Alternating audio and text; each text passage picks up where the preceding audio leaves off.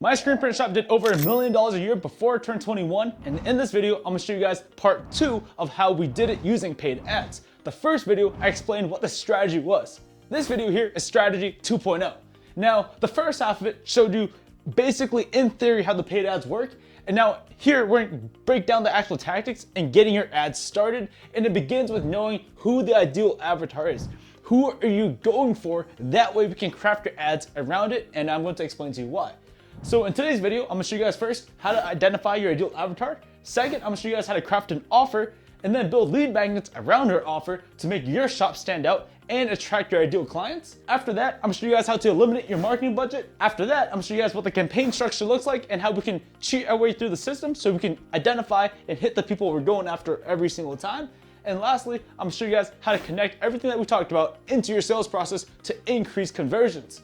Now, in the other video, we walked you through what it's like to have a 4-step process here that every business has. First, you have to generate traffic. Second, you have to push that traffic towards the sales process. And in this video, I'm gonna show you guys how to do that. So first of all, we have to identify who are you guys going after. The reason why we go after that person is because by identifying who it is, we can know where to target them. If we're going after a certain demographic, they might be on LinkedIn compared to Facebook, they might be on TikTok compared to Facebook, they might even be on Facebook. So depending who we're going after, we're gonna see where we should target them, aka the platform. After that, we will want to identify exactly who it is so we can write to their pain points. By knowing their pain points, we can be very specific in terms of our ads and how we structure the ad copy.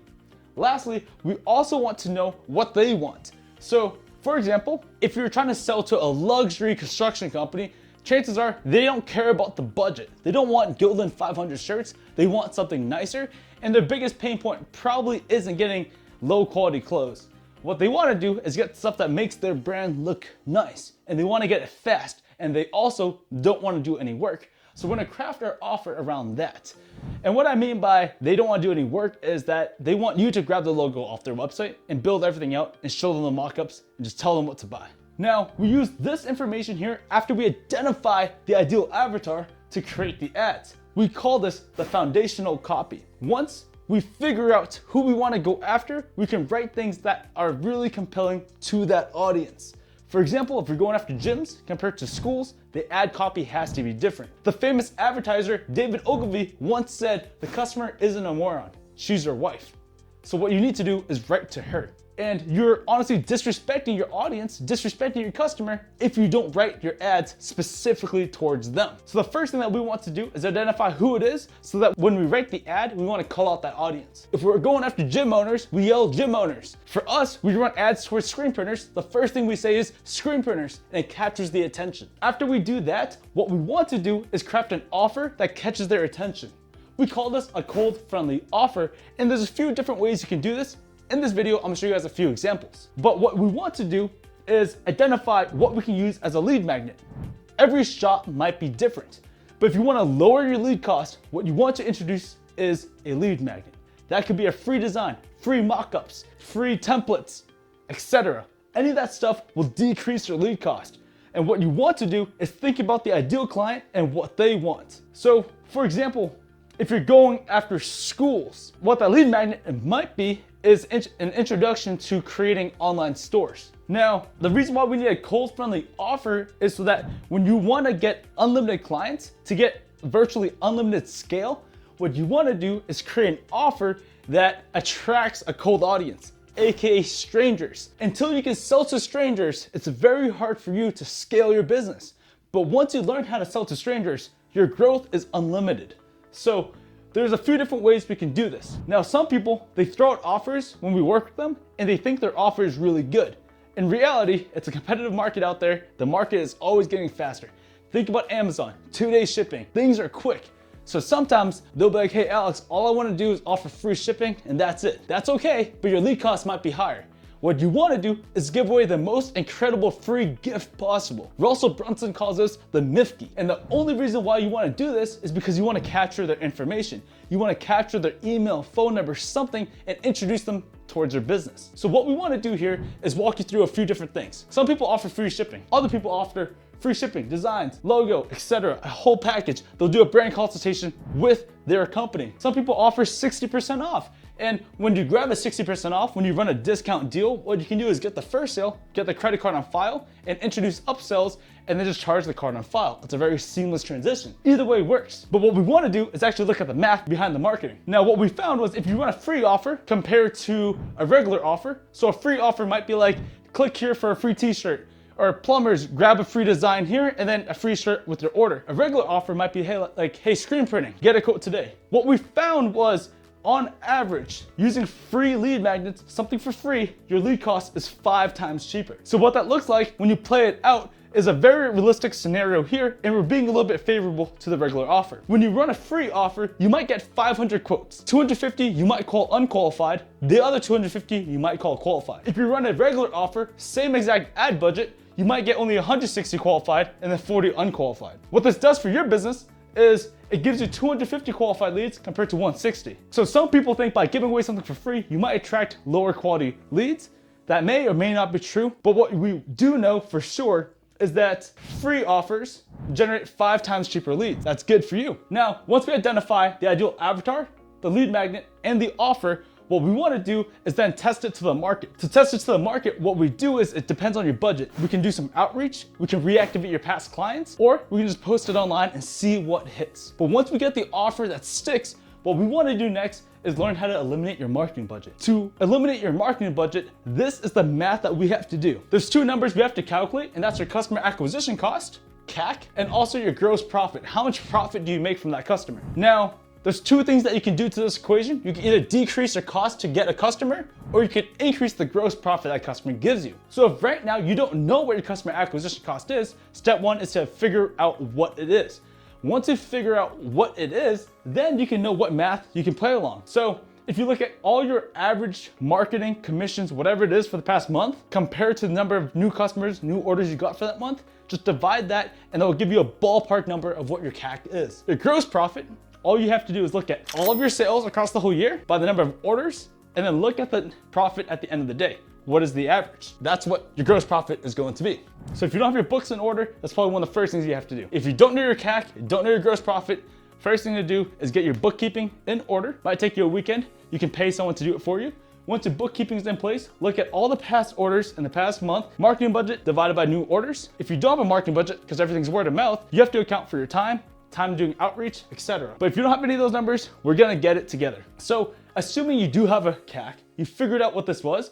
Now to decrease your CAC, there's essentially a bunch of different things that you can do. One of the 5 things that we quickly look at though is, number 1, can we improve the targeting? Because if you're running ads to plumbers and it's not even going to plumbers, to lower your lead costs, you might as well just move it over and hit plumbers. To figure that out, all we have to look at is, out of all the people opting in, how many of those guys are plumbers? And if it's not plumbers, how can we switch the targeting of the ad to plumbers? It's very easy. After that, we can also test different offers. Again, use that lead magnet. Giving away something for free decreases your lead cost. After that, what we want to look at is, out of all the quotes that you guys generated, how many actually ended up closing? Because if your closing percentage is 30% compared to 10, that means all you need is 3 out of 10 people to sell. If your closing percentage is 1 out of 10, you're gonna need more people to sell to. So if your closing percentage is through the roof, you need less leads to sell to, and that makes your customer acquisition cost a lot lower because you need less leads to sell to. Lastly, what we want to look at is the copy and the creative. If you look at your copy, if you look at a shirt that's printed really badly, you can probably tell that's a bad shirt. When you're good at writing ads and writing copy and you write ads all day, you can tell when the ad is a good ad or a bad ad. And what we look at is the creative and the copy. More often than not, when we look at the metrics behind it, our judgment is also true because we look at ads all day long. So for you to get better copy, better creative, better targeting, better offers, and better closing percentages, your customer acquisition costs will go down. To increase the gross profit per customer, what we can do is introduce resells, cross-sells, downsells, upsells. To do this, take whatever they bought already, ask them if they want more of that. If they don't want more of that, take their logo, put on some promotional products, ask them if they want that. If they don't want that, put on something else, ask them if they want it again.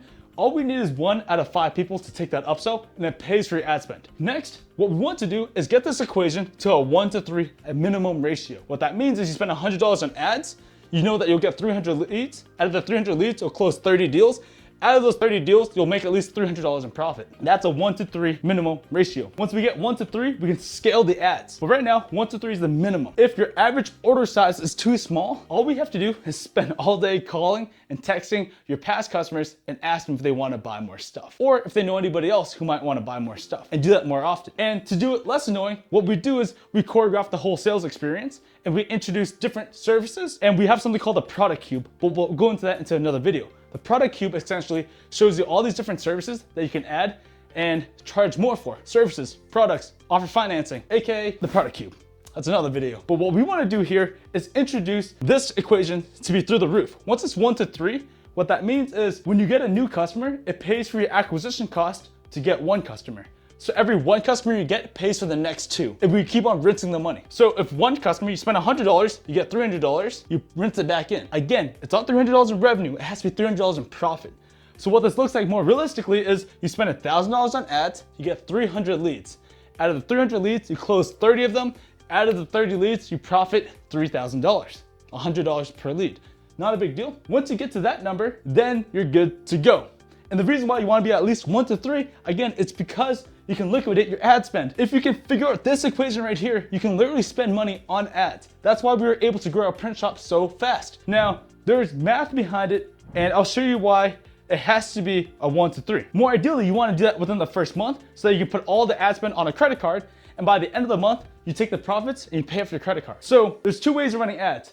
When I see people running ads online for $3,997 or $2,997, $297 or whatever it is, so $300 for 100 shirts, there's no profit margin in there unless you introduce upsells. But what I hear the argument is that they acquire a customer and they upsell them in the back end, but it takes too long. So what that looks like for most shops, if they run that offer, like $4.99, $5.99 for 100 shirts, is that you spend $300 on ads and you don't get any customers. And if you do, you get them at a loss. So it takes you a few months until you break even. The new way to do it is on month 1, you spend $300 in ads, someone pays you $100, you reach out to the same person, you upsell them more things, and then it pays for your ad spend. So you break even on the first month, and then you can rinse your money again. That's the start of eliminating your marketing budgets. The next thing we want to look at is the campaign structure. Now, the easiest way to target the right people is to actually focus on your targeting. When we go into these people's Facebook accounts, we go into these other shops that we work with, we look at the targeting. Most of the time, the targeting is off. Nowadays, Facebook targeting, the AI targeting gets really good. And all you have to do is put in the ad copy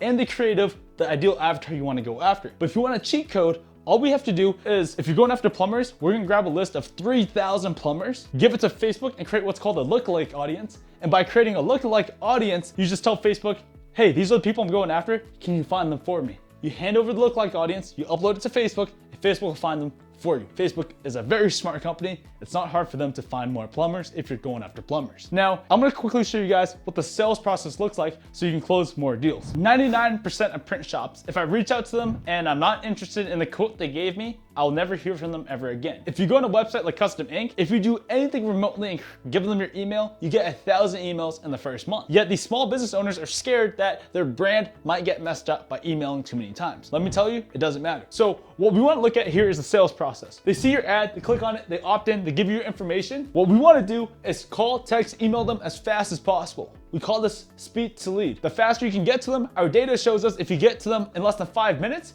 the chances of you closing the deal is a lot higher. So what we want to do is we set up automations. So as soon as they opt in here, we get a text message to our sales team. It's in our Slack channel, and we get an email, they get an email, they also get a text message. Shortly after, they get a phone call because we built out an in-house sales team, in-house call team. So this person opts in, they get a phone call not too long later. Now you might think that might be pushing it way too hard, but think about it. If you're trying to get t-shirts and you opt in on a website, it takes you 4 days to hear back from them. Compared to this person reaches on a website, they get a call within 30 seconds. Who's gonna win the deal? If it takes you 4 days compared to 30 seconds, the company with 30 seconds, even if they're a little bit more expensive, chances are they're probably gonna grab that deal. That's the first half. So you have to be very fast to the lead. The second part is building out a long-term nurturing sequence. So if someone opts into your company, doesn't like your initial quote, isn't interested right now, but is interested down the line, most shops forget about those guys. All you have to do is write 52 emails, 100 emails. 100 emails is 2 emails a week. And then you just put them into that sequence. You build it out one time. And here's a hack.